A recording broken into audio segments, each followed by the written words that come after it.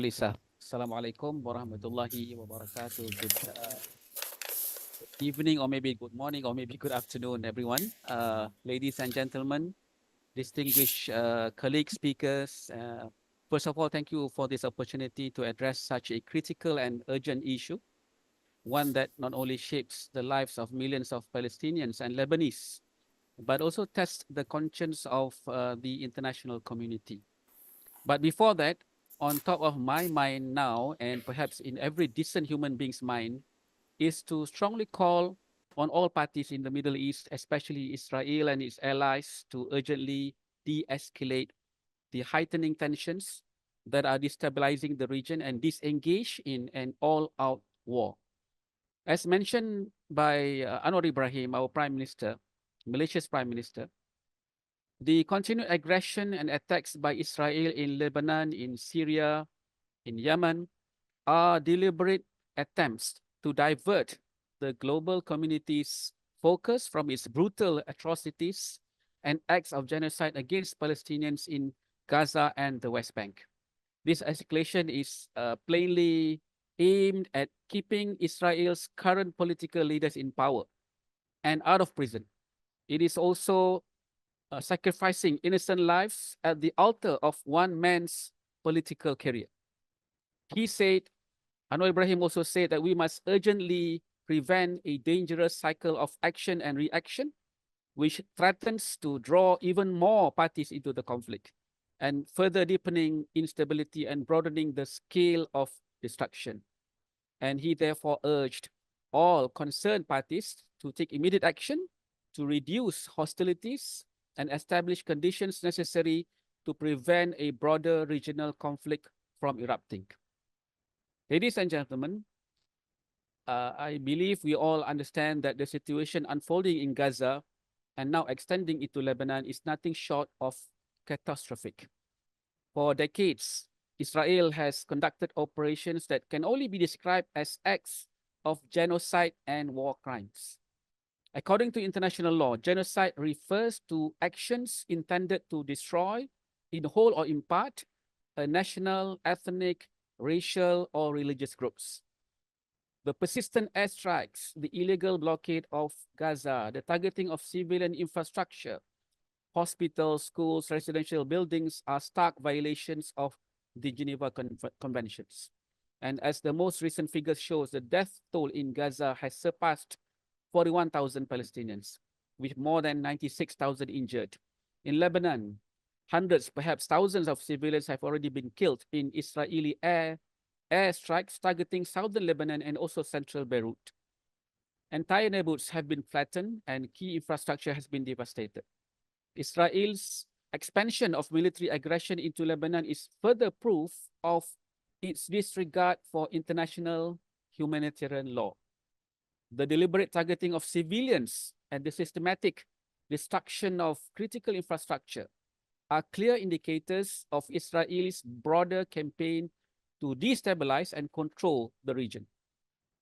The failure of the international community to also hold Israel accountable is a stain on the global legal order.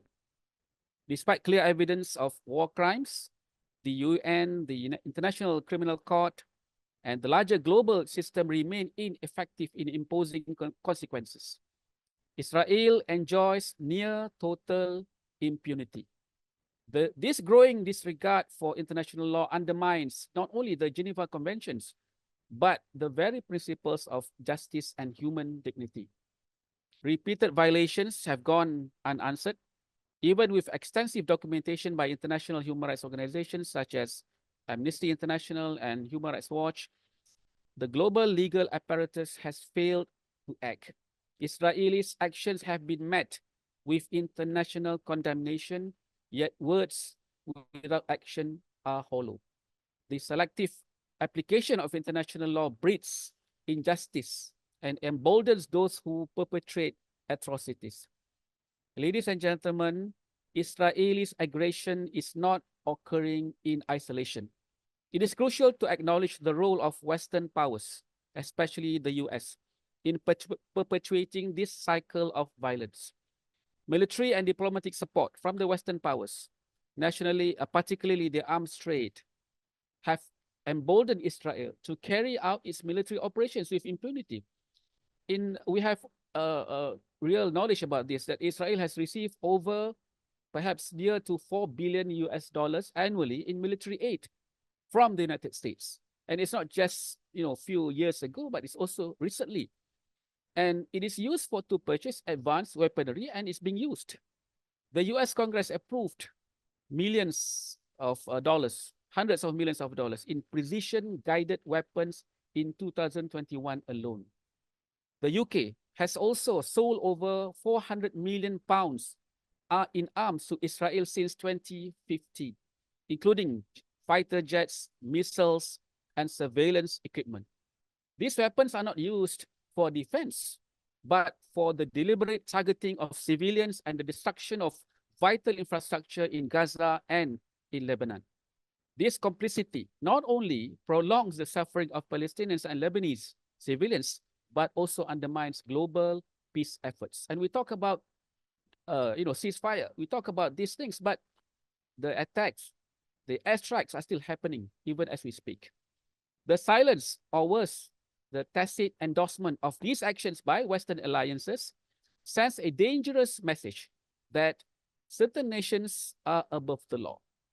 The military and financial support provided by these nations is a critical factor in the continuation of these war crimes. The arms trade between Western powers and Israel is an industry of death, and this must be recognized if there is to be any hope for peace. Ladies and gentlemen, we now face the possibility of an all-out war. Israel has crossed all red lines, and without accountability, this aggression will only intensify. Unconditional support from certain Western powers exacerbates the situation, allowing Israel to escalate its actions without fear of consequences.